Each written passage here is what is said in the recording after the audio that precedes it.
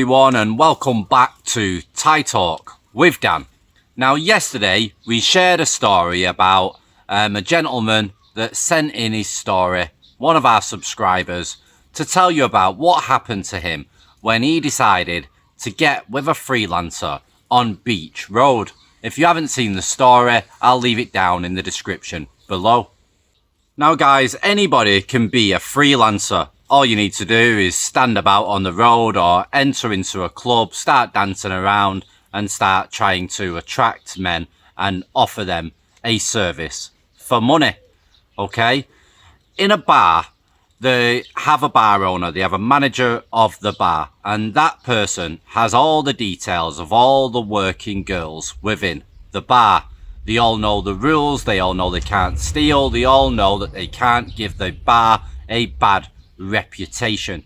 So you're more than likely to be safe if you pick up a bar girl rather than a freelancer that has no boss and no manager and could possibly have a fake ID card that she gives to reception at your hotel, so you won't know who the hell she is.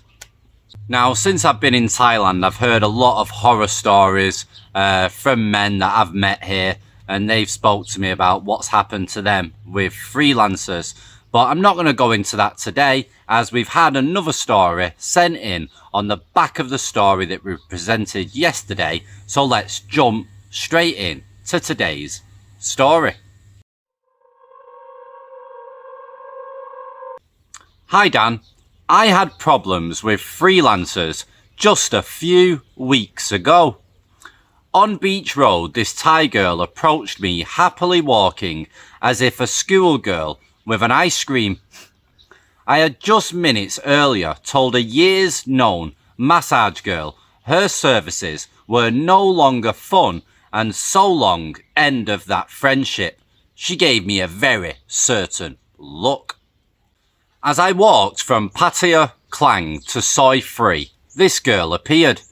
I was suspicious since she looked very young. We walked from Pattaya Klang to Soi 6.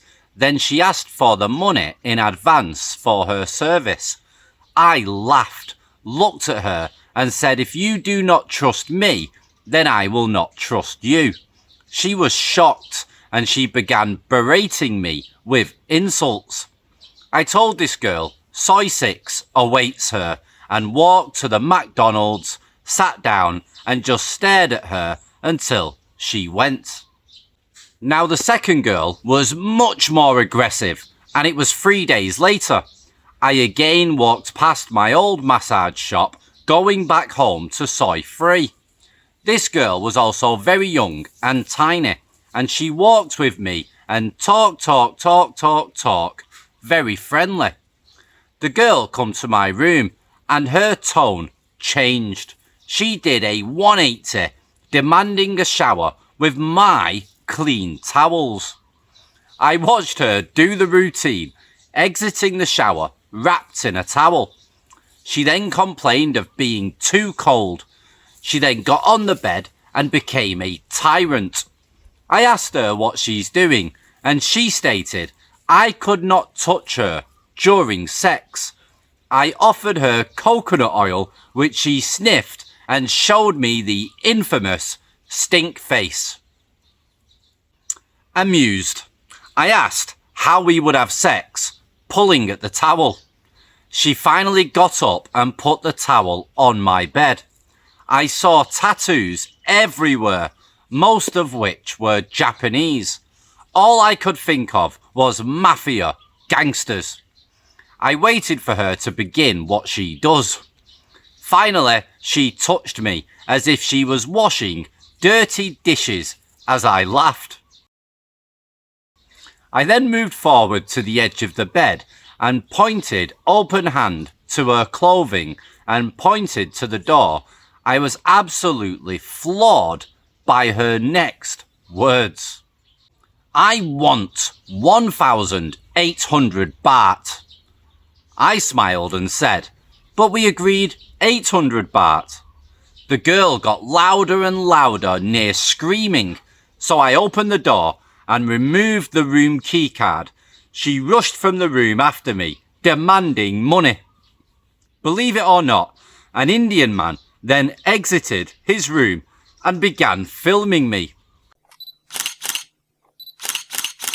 This girl was so mental, she was on my heels, pouncing and clawing like a cat as I opened the stairway exit door. She followed me as I held the door to let her pass. Then I went right back in, locking her out of my floor.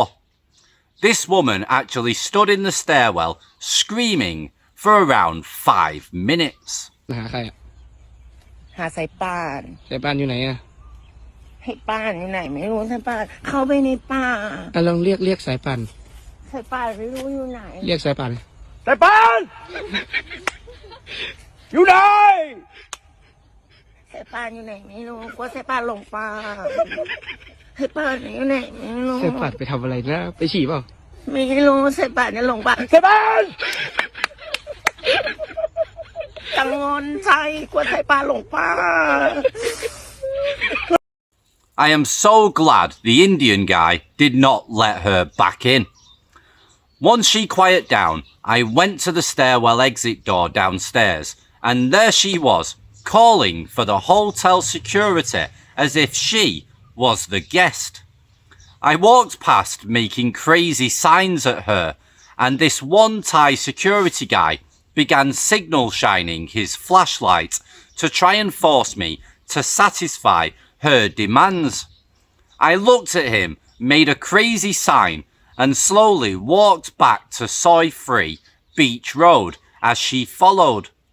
The girl tried everyone, even motorbike taxis on Beach Road, to try and get someone to jump in and help her. I guess they would have, if not for the fact that we walked past them 10 minutes or so prior.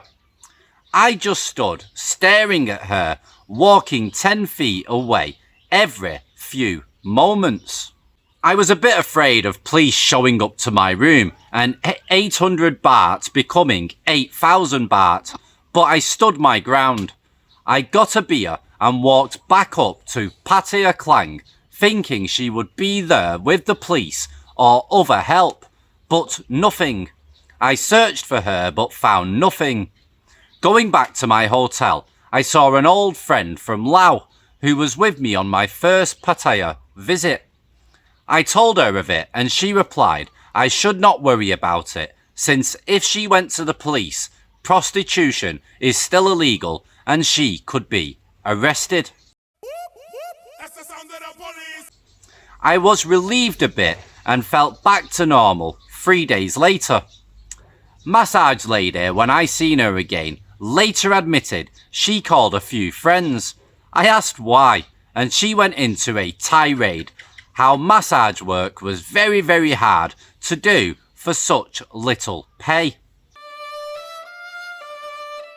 When I met her, I was paying massage prices plus tips, and as her services dwindled and became just sex massage, it was 1,000 baht in total.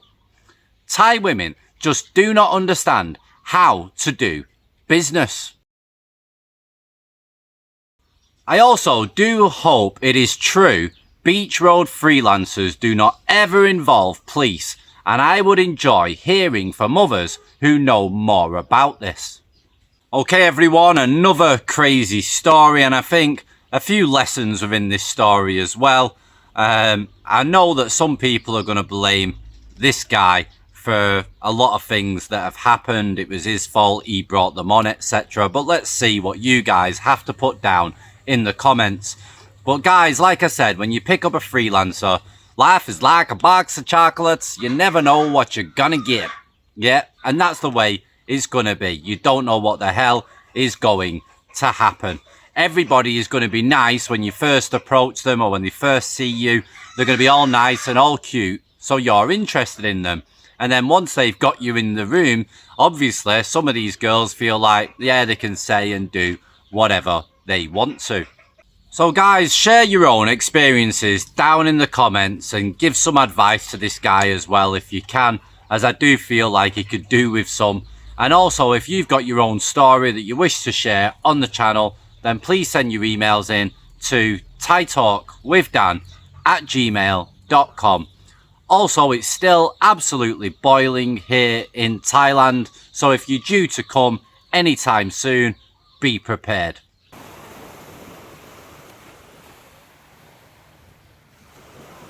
Ciao for now, guys.